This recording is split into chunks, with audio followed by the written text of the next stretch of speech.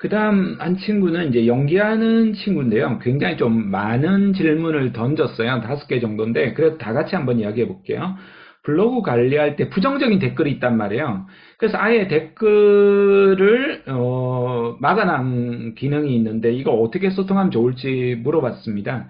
저도 블로그 쓸 때 댓글이 많을 때는 한 250개 정도 이렇게 붙더라고요. 저는 댓글 하나도 안 썼는데 250개가 붙은 거예요. 같이 싸움도 하시고 막 이런 부분도 있었고, 뭐 저를 향한 이런 비난도 물론 있었죠. 하다 보면 아무리 좋은 글이라도 있어요. 되게 사실 신경 안 쓸 수가 없어요. 되게 마음 쓰여요. 하나만 안 좋아도요, 마음이 쓰여요. 제가 이제 강의하면서 조금 막 웃고 이렇게 막 이야기하잖아요. 그럼 그것도 싫다고 이렇게 블로그에다가 올려놓으신 분 제가 한 번 봤거든요. 실없이 웃고 저 가볍다고 사람이 이렇게 하는데 마음이 엄청 아프고 많이 상하더라고요. 그래도 여러분 그 각자 의견이기 때문에 마음이 좀 상해도 참아야죠. 뭐 어쩔 수 있겠습니까? 그거는 개인의 의견이다 보니까. 근데 아주 심한 경우들이 있어요. 아주 심한 경우들은. 그래서 여러분들이 사실 되게 어려워요. 멘탈 바로잡기가 되게 어렵지만 여러분은 내가 잘하는 것, 그리고 내가 하고자 하는 일, 여기에 집중해야 돼요. 근데 이게 블로그나 SNS뿐만 아니에요. 여러분 친구들 관계뿐만 아니라 직장 생활이나 인생에서도 마찬가지예요. 누군가 뭐라 자꾸 한단 말이에요. 부모님이 뭐라 하거나, 친구가 뭐라 하거나, 연인이 뭐라 하거나, 직장 동료나 아르바이트나 선배나 누가 뭐라 할 때가 있어요. 안 그렇겠어요? 계속 그래요. 어렸을 때는 싫은 소리를 별로 그렇게 많이 못 듣다가 나이 들면 들수록 이런 것들이 생긴단 말이에요. 그걸 이제 잘 견뎌내야 돼요. 현명하게 해야 됩니다. 그래서 집중해야 돼요. 저는 운전의 비유를 많이 하는데요. 운전 초보가 빵빵거린다라고 이게 비난과 비판이겠죠. 너무 여기 보고 저기 보고 욕하고 내리고 삿대질하고 이러면 차를 운전 못할 뿐만 아니라 사고 날 뿐만 아니라 목적지까지 못 가요. 여러분은 집중해야 돼요. 내가 지금 트일 때까지 내가 어느 정도 이제 도가 트인단 말이에요. 감각이 트이면 그때부터는 이제 좀 자연스럽게 컨트롤이 가능해요. 그때까지는 누가 뭐라고 말해도 내가 가고자 하는 길을 일관되게 가는 것들이 훨씬 더 중요해요. 나에게는 사명이 있고 목적이 있고 내가 가야 될 길이 있다. 그게만 집중하시는 것을 일단 그런 마인드 세팅을 하길 권합니다. 두 번째가 댓글 기능들. 댓글 기능은 어떻게든 간에 소통하는 게 좋은 것 같아요. 그리고 진짜 심한 글은 삭제를 해버려요. 삭제해봐. 그냥 반응도 안 하는 게 좋아요. 저는 반응을 안 해요, 지금은. 찾아가서 쌍욕을 하고, 싸움하고 싶을 때도 있어요. 그렇지만 아예 반응을 안 해버립니다. 반응을 안 해버리는 게 제일 좋습니다. 그냥 심한 건 아예 삭제해버리고 그냥 뭐 적당하게 자기 의견을 하는 거는 그냥 그대로 둡니다. 이렇게 보고요. 세 번째, 블로그 디자인들은 외적인 요소가 사실은 조금 중요한 부분이 있어요.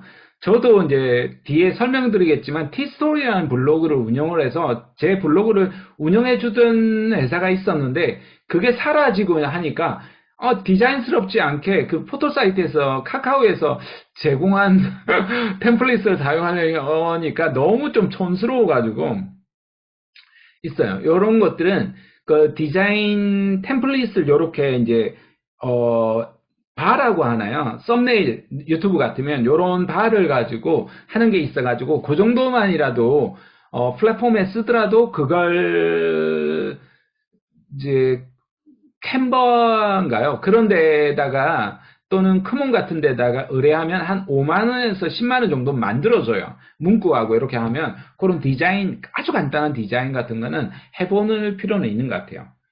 그 다음 블로그 프로필의 개인정보는요, 인스타 아이디나 전화번호. 그러니까 아까 인스타 같은 경우에도 목적을 내가 아주 개인적인 정보만을 가지고 다룬다라고 하면 인스타를 조금 노출하기는 조금 부담스러울 수도 있겠죠. 근데 그게 아니라 아까 이제 분리를 만약에 했다라면 내가 어떤 배우가 되기 위해서, 디자이너가 되기 위해서, 건축가가 되기 위해서 한다라면 그거는 이제 노출을 할 필요는 있겠죠. 근데 가능하면 사실 이게 이제 노출이 서로가 되어야 돼요. 모든 부분에 되어야지 상호 시너지가 들어와서 이제 배가가 된단 말이에요. 그런 부분들 볼 수 있겠습니다. 그 다음 그래서 이제 전화번호 같은 경우에는 조금 조심스러운 부분이 있긴 한데요. 저는 웬만하면 전화번호를 거의 다 노출을 해놓긴 했는데, 여러분처럼 이렇게 좀 부담스러운 부분이 있을 수가 있어요. 특히 이제, 여성분들 같은 경우에는 더 이제 쓸데없는 메시지들이 오는 경우가 많다라고 하니까, 전화번호는, 그러니까 이메일 정도로 하는 게 저는 좀 추천드립니다. 그런 부분들. 왜냐하면 제가 들어보니까 쓸데없이 새벽에도 이렇게 전화 오는 사람들이 있다라고 하더라고요. 그렇게 보시면 좋겠습니다. 그 다음에 스냅 모델이나 일반인 모델 배우 계정을 만들어서 업로드하고 있는데, 꾸준하게 올리셔야 돼요. 꾸준하게 올리시고, 올리시기만 올리는 거에 신경 쓰면 안 되고, 마케팅을 하셔야 돼요. 마케팅을 하셔야 되고, 이 마케팅이라는 게 대단한 게 아니라 뻘짓이 있고 삽질이에요. 삽질을 해야 돼요. 다른 계정에 찾아가야 돼요. 다른 계정에 찾아가서 정성스러운 댓글을 남겨둬야 돼요. 놀러와 주세요 이렇게 하고 끝나는 게 아니라 조금 정성 어린 댓글을 특히 초반부에는 많이 올려줘야 돼요. 그렇게 하면 반드시 와요. 거의 한 80%로 와요. 7, 80%로 온단 말이에요.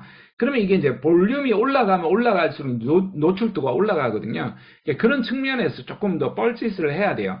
이게 제가 좀 잘 안 한단 말이에요. 그러니까 처음에는 시작할 때는 많이 하는데 자꾸 뭔가 알려지고 하면 시건방이 들어가지고 잘 안 하거든요. 그러면 안 돼요. 계속해서 노출해야 돼요. 그러니까 인스타 팔로우가 예전에보다 훨씬 더 많이 안 늘어나는 이유 중에 하나가 뭐 요즘은 작가든 방송에 나오든 그런 거 신경 안 쓰거든요.